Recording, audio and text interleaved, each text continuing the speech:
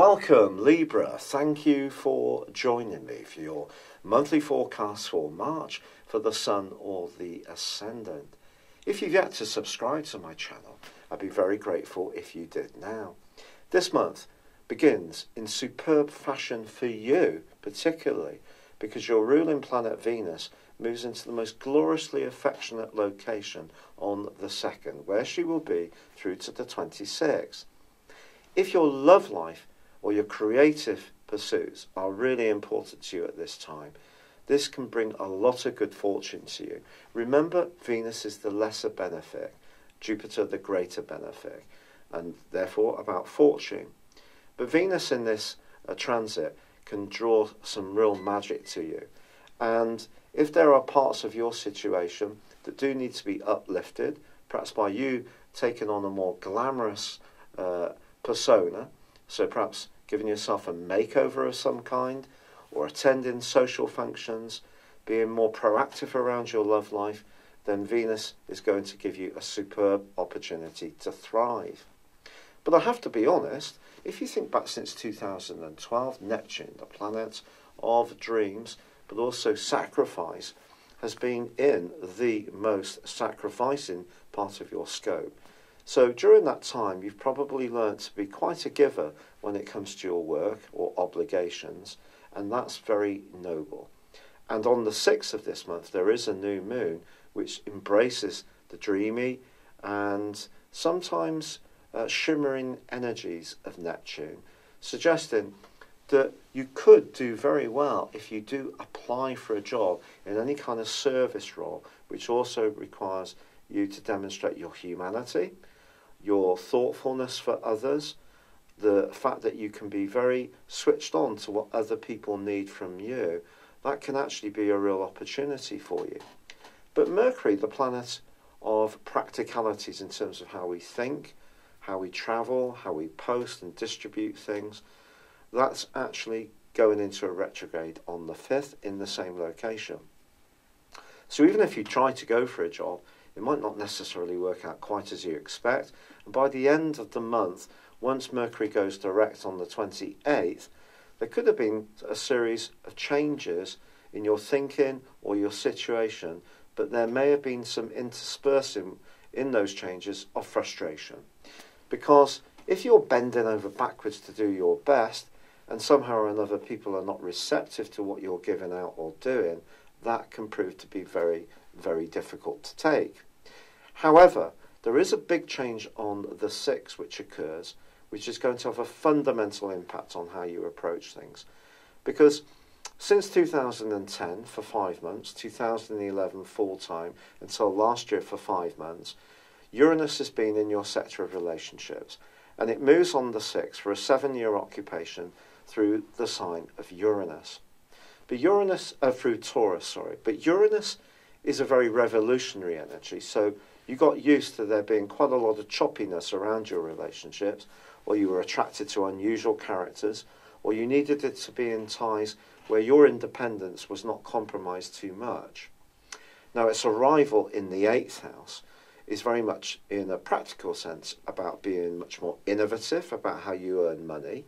It could be that you're going to take on some kind of novel way of being around a close association. You may find yourself much more attracted to anything that is innovative in terms of the things that Taurus rules. So that can be to do with ecology, the environment. It may be that you're going to get yourself an allotment, or start growing your own foods, or thinking differently about things that affect those resources that are not replaceable. So you may think about getting yourself a vehicle that is not driven by petrochemicals. It's perhaps driven by a battery, or you're going to start cycling. So anything about ecology is going to become very important to you. But also, if you're an entrepreneurial type of Libran, this can be a godsend opportunity to look at your situation afresh about how you generate income into your world. But Mars is in this location for the whole of the month. And Mars is obviously a much more desirous energy, and it wants gratification instantly. Mars is horny, isn't it? It's about sex. And in Taurus, which is seriously sensual, you may find yourself wanting to get up close and personal to someone. And with Venus moving through such a charming, alluring, and quite affectionate part of your scope, this combination can be very positive, of course, as long as you're attracted to someone who enriches you in other ways. So you could be drawn towards someone this month you might not like. It might be a purely sexual attraction. But just be conscious of that. Now, from the 10th through to the 16th, the Sun in your sector of sacrifice, of work, diet, fitness and health forges a fine angle to Pluto. If you move or make some manifested changes to where you live, like reordering the furniture, starting some kind of building work, downsizing, upsizing, starting to work from home, reorganising, decluttering, something that reforms your world in a positive and efficient way can definitely happen between those days. From the 19th to the 24th, Pluto's in an angle with also Mars. Now, these two, when they get together, can give us a fantastic willpower. And because Pluto's in your 4th house, that's about home, family, security, physical and emotional, and Mars is in your 8th house, which is money, then perhaps you are going to do something across that range of days which is very decisive, which can improve your lot. It's exciting stuff, isn't it?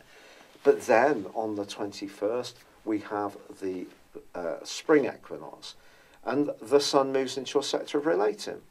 And the last 10 days of this month can be an opportunity to think more about what you get and what you give, the exchange of energies, which is key to all your closest alliances. Are they in balance in the way which is important to you? Because there's a full moon in your sign on the 21st too. If there is a relationship which isn't working and you still have that energy in the 6th solar house of Pisces, which is augmented by your ruler from the 27th, but Mercury and Neptune are combining in the last 10 days, you could reach a situation where you could find yourself almost thinking you don't have choices because you can't let people down. But are you actually being so self-sacrificing you're denying your own needs? And that's a crucial question you're going to need to ask yourself in the last phase of this month. Because I feel the Sun bursting into Aries can see you asking some searching questions, whether it's in professional relationships or personal ones. If it's too much give, not enough get, I feel you could make some dramatic changes. And that's where Uranus and Mars, being in your 8th solar house, can see you wanting to be much more radical, because your basic nature is to try to keep things on an equilibrium. But Uranus moving into your 8th house, it's about life and death. Mars in this area, it's about sex, but it's also about resources. But again, it could be about ruthlessness if you're not getting your needs met. So I think this last phase of the month is going to be very, very important for you. And you're going to need respect and recognition for you to continue to give out and sacrifice and invest in others, whether it's a job, a relationship, your family life, in the way you have done in the past. If you would like to order your 12-month personal horoscope forecast based on your time, date and place of birth, I offer a deal where you can also get your character analysis as well. Please see the link beneath this video. But your forecast is based on your progressions and directions.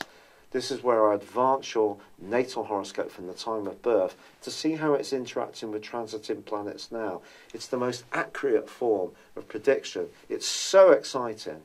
And my 30% offer really gives you an opportunity to gain so much personal knowledge that goes beyond your zodiac sign. But for now, thank you for joining me. I'd love it if you would like or comment. Good luck and goodbye. Hello, thank you so much for watching my video. I'd love you to join me at my Horoscope Ace app. You can find this at www.horoscope-ace.com. You can use it through Android, iOS, Apple or Facebook.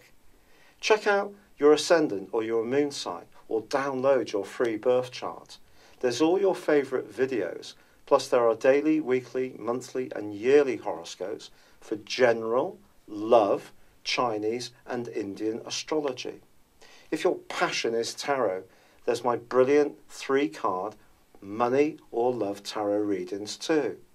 And it's all there at www.horoscope-ace.com. Thank you.